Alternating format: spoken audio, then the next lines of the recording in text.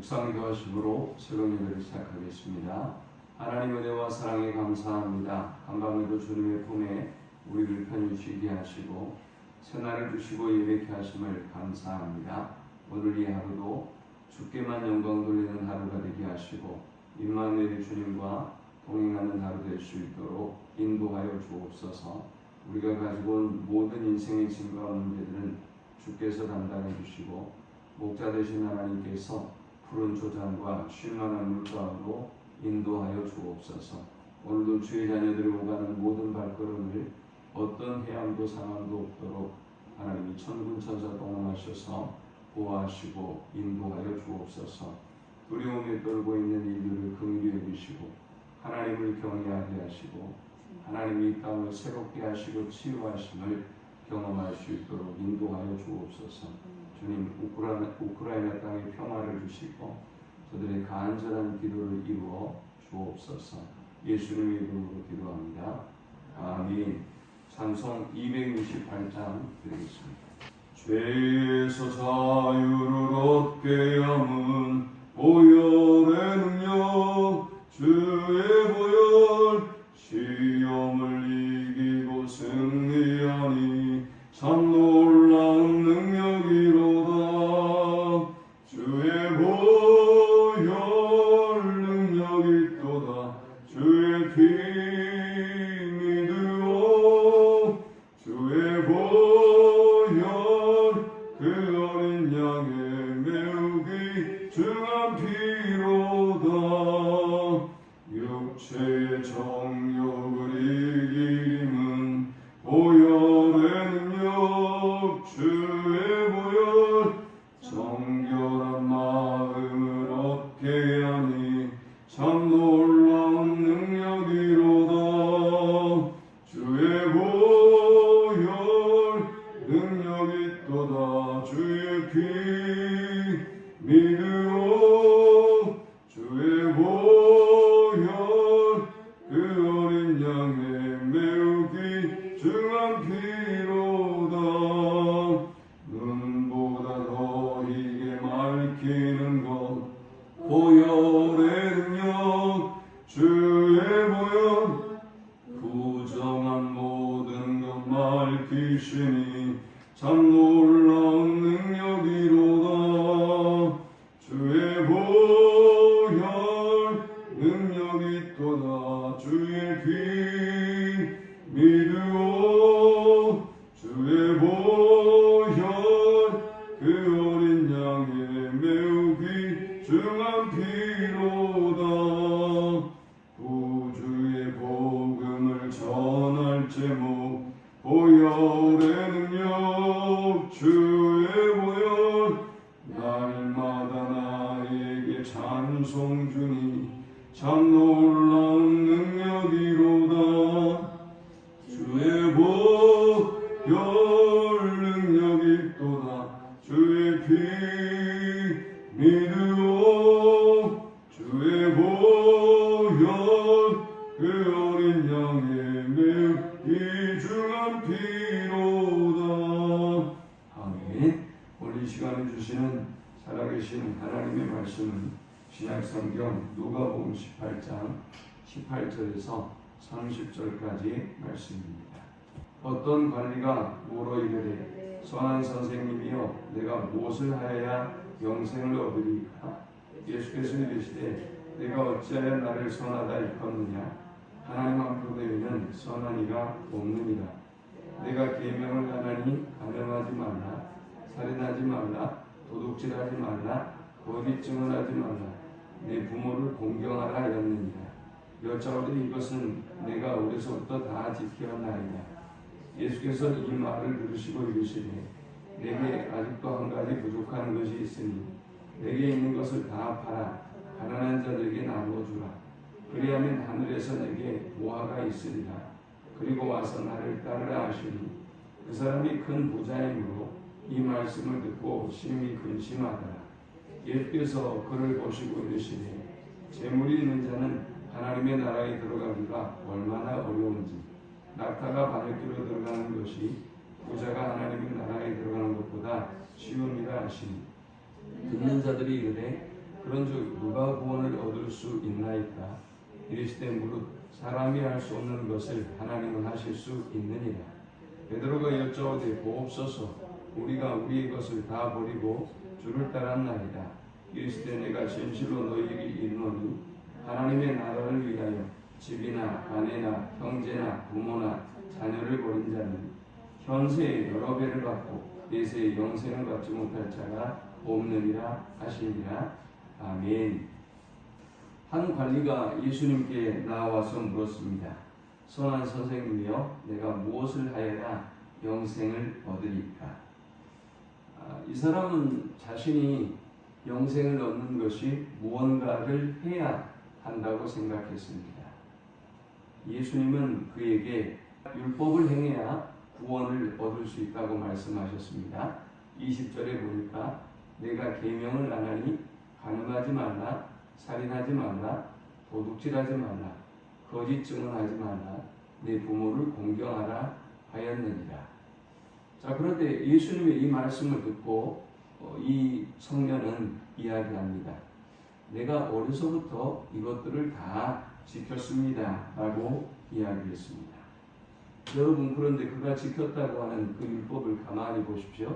간음하지 말라, 이것은 사람이 마음으로 음욕만 품어도 성경은 간음이에요. 그리고 내 부모를 공경하라 라고 한다면 자신이 율법을 다 지켰다고 했는데 어디까지가 공경일까요? 얼마나 공경을 잘해야 과연 하나님 앞에서 내가 부모를 공경했다라고 말할 수 있을까요? 성경은 마음속의 죄악도 모두 다 죄악이라고 하기 때문에 그는 자신이 율법을 지켰다고 말할 수 있는 상태는 아니죠. 아니, 그뿐만이 아니라 세상의 어떤 사람도 내가 율법을 다 지켰습니다 라고 말할 수는 없는 것입니다. 이러한 부자 청년에게 예수님은 그렇다면 너의 소유를 팔아서 가난한 자들에게 나눠주라 라고 말씀하셨습니다. 그러니까 이 청년의 반응이 어떻습니까? 23절에 보니까 그 사람이 큰 부자이므로 이 말씀을 듣고 심히 근심하더라 그랬어요. 그런데 이 본문을 똑같이 마태복음 19장에도 기록하고 있는데 마태복음 19장 22절에는 그 청년이 재물이 많음으로 이 말씀을 듣고 근심하며 가니라 그랬어요. 이 청년이 자신이 물질이 많아서 하나님 앞에 이 물질을 드리지 못하고 주님을 떠났다라는 것입니다. 자, 우리는 이 말씀을 통해서 세 가지 영적 교훈을 묵상하고 함께 은혜를 나누려고 합니다. 이 본문이 주는 첫 번째 영적 교훈은 사람의 힘으로는 영생을 얻을 수 없다라는 것입니다. 자, 이 부자 청년 관우는 자신이 율법을 다 지켰다고 말했지만 사실 예수님이 그렇게 하라고 말씀하신 이유가 있죠. 그리고 19절에는 보니까 예수께서 이르시되 내가 어찌하여 나를 선하다 일컫느냐 하나님 한 분 외에는 선한 이가 없느니라 라고 말씀하셨어요. 자, 그만큼 이 땅에는 선한 인간이 없다는 것이죠. 예수님은 물론 다른 분이시지만 자신이 바라보기에 자신이 선하다고 믿고 있고 선하게 살 수 있다고 믿고 있는 그에게 이 땅에는 율법을 이룰 만한 선한 사람이 전혀 하나님 외에는 없다는 것을 그에게 말씀하고 있는 것입니다. 자, 그렇다면 깨달아야 됐을 텐데 이 사람은 자신이 꽤 율법을 잘 지켰고 경건하게 살고 있다고 생각했기 때문에 자신은 자신 있게 예수님께 말하고 있는 것입니다. 원래 율법의 기능이 뭡니까? 율법은 몽학선생이라고 그래서 우리가 율법을 지킬 수 없다는 것을 여러분들이 진짜 말씀대로 살아보려고 하면 우리 한 사람도 율법을 지킬 수 없다는 것을 우리가 처절하고 뼈저리게 느끼게 됩니다. 경건하게 살려고 하면 살수록 여러분이 얼마나 악하고 더러운 죄인인가를 처절하게 믿으면 믿을수록 신앙생활이 오래되면 오래될수록 처절하게 느끼는 것입니다. 이제 그 다음에는 어떻게 하는 것입니까? 그래서 하나님 나를 불쌍히 여겨주세요. 하나님 저에게 긍휼을 베풀어 주세요. 라고 바로 바리새인과 세리에 비유해서 세리처럼 하나님의 도움을 구할 수밖에 없는 것입니다. 결국 그는 율법을 다 지켰다고 했지만 결국 그의 믿음과 한계를 그의 소유를 팔아서 가난한 자들에게 나눠주라는 그 말씀 앞에서 드러내고 도망가고 말죠. 사람의 힘으로는 결코 영생을 얻을 수가 없습니다. 두 번째 우리가 이 본문을 통해서 얻을 수 있는 영적 교훈은 사람이 할 수 없는 구원을 하나님은 하실 수 있다라는 것입니다. 자, 그러면서 이 부자 청년 관원에게 예수께서 말씀합니다. 예수께서 24절에 예수께서 그를 보시고 이르시되 재물이 있는 자는 하나님의 나라에 들어가기가 얼마나 어려운지. 우리가 기억해야 할 것은 재물이 많은 사람이 하나님의 나라에 들어가지 못한다고 말씀하신 게 아니에요. 어렵다라고 말씀하셨죠. 그러니까 들어갈 수 있다라는 말씀이죠. 낙타가 바늘귀로 들어가는 것이 부자가 하나님의 나라에 들어가는 것보다 쉬우니라 하심. 듣는 자를 이르되 그런즉 누가 구원을 얻을 수 있나이까 했습니다. 자, 낙타가 바늘귀로 들어간다. 그보다 부자가 천국에 들어가는 것이 더 어렵다라는 이 말씀은 우리로 하여금 불가능하다고, 천국에 들어가는 것이 불가능하다고 생각하게 합니다. 당연히 그런 거 아니겠어요? 어떻게 낙타가 바늘귀로 들어갈 수 있겠습니까? 자, 이 말씀은 이것이 사람으로서는 불가능하다는 것을 예수님의 제자들과 이 부자 청년 관원에게 깨닫게 하기 위함이었던 것입니다. 그러면 우리가 구원을 얻으려면 어떻게 해야 되는 것입니까? 또 이 부자 청년이 구원을 얻으려면 어떻게 해야 되는 것입니까? 하나님이 통과하게 하셔야 하는 것입니다. 하나님이 큰 낙타를 바늘귀로 통과하게 하시는 방법은 너무나 많아요. 그냥 말씀 한마디면 얼마든지 통과할 수 있어요. 뭐 낙타를 먼지로 만들어서 통과할 수도 있고요. 아니면 바늘구멍을 크게 해서 통과할 수 있고요. 이건 얼마든지 하나님의 편에 서면 전혀 불가능한 것도 어려운 일도 아닌 것입니다. 저와 여러분의 구원도 마찬가지예요. 여러분들이 바라보고 한숨 쉬는 저 세상의 영혼들도 마찬가지예요. 하나님이 하시면 그것은 너무나 쉬운 일이 되는 것입니다. 사람의 구원은 사람에게 있는 것이 아니라 하나님께 있습니다. 사람은 할 수 없는 그 일을 하나님은 하실 수 있는 것입니다. 세 번째 우리가 이 본문을 통해 얻을 수 있는 영적 교훈은 하나님께 우선순위를 두는 사람이 영생을 얻을 수 있다라는 것입니다. 자, 이제 이 말씀을 듣고 베드로가 자신 있게 말합니다. 28절에 베드로가 여짜오되 보옵소서 우리가 우리의 것을 다 버리고 주를 따랐나이다. 이르시되 내가 진실로 너희에게 이르노니 하나님의 나라를 위하여 집이나 아내나 형제나 부모나 자녀를 버린 자는 현세에 여러 배를 받고 내세에 영생을 받지 못할 자가 없느니라 하시니라 했습니다. 베드로가 그 와중에 자신 있게 자기의 자랑을 합니다. 우리가 다 주님을 따르기 위해서 배와 그물을 버려두고 주님을 따랐습니다 라고 말합니다. 그러니까 예수님 말씀하셨어요. 하나님의 나라를 위하여 집이나 아내나 형제나 부모나 자녀를 버린 사람은 현세에서도 복을 받지만 내세에서도 영생을 받지 못할 사람이 없다라는 것입니다. 자, 이 말씀이 그럼 어떤 말씀입니까? 그럼 우리가 예수 믿으려면 가족도 다 버리고 돈도 다 버리고 그렇게 주님을 따라야 되는 것입니까? 그런 말씀이 아니죠. 저와 여러분에게는 모든 것이 하나님의 소유임을 고백하라는 것입니다. 하나님이 주셨음을, 하나님의 은혜임을 고백하라는 것입니다. 그리고 그 우선순위를 회복하라는 것입니다.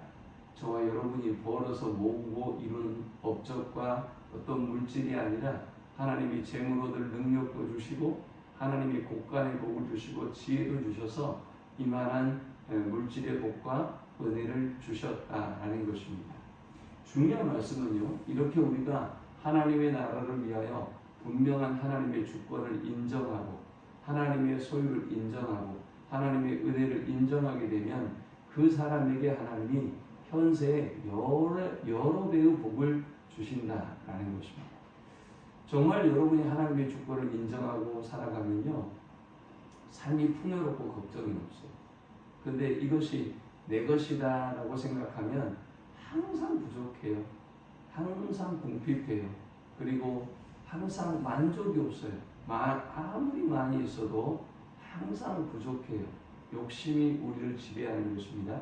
그러나 하나님의 것을 내게 주셨다고 생각하는 사람은 항상 만족해. 부족함이 없어요. 또 그뿐만입니까? 이런 사람은 영생을 받지 못할 자가 없느니라 했죠. 여러분도 이렇게 새벽에 예배하는 신실한 사람들이지만 내가 천국에 갈 수 있다는 확신을 갖지 못한 사람들도 더러 있어요. 그런데 이런 분명한 먼저 그의 나라와 그의 의를 구하고 하나님의 주권과 소유와 은혜를 고백하는 사람은 한 사람도 구원을 얻지 못할 일이 없는 것이죠. 왜요? 이 사람은 정말 바른 믿음을 가진 사람이기 때문인 것이죠. 오늘 이 말씀을 기억하면서 우리에게 주어진 모든 것이 하나님의 주권이며 하나님의 은혜이고 하나님의 선물인 것을 알고 감사하며, 특별히 그 많은 주신 것들 가운데서 하나님이 주신 구원의 은혜야말로 우리가 감당할 수 없는 은혜임을 알고 항상 감사하며 이 은혜의 복음을 널리 증거하는 일에 힘쓰는 우리 모두가 되시기를 축원합니다. 하나님 감사합니다. 이 말씀을 통해서 깨닫게 하시고 은혜 받게 하심을 감사합니다. 이 구원의 기쁜 소식을 많은 사람에게 증거하고 감사하는 하루가 되게 하시며, 하나님의 은혜 아니면 우리가 구원 얻을 수 없음을, 한 사람도 하나님 앞에 설 수 없었음을 기억하며 날마다 하나님을 찬양하고 감사의 삶을 살기에 주옵소서. 예수님의 이름으로 기도합니다. 아멘. 지금은 우리 주 예수 그리스도의 크신 은혜와 성부 하나님의 극진한 사랑과 성령의 인도 보호 교통 충만케 하시니 하나님의 은혜에 감사하고 또 날마다 은혜의 복음을 누리며 살기를 소망하는 모든 주의 자녀들의 머리 위에 이제로부터 영원토록 함께 있을지어다. 아멘.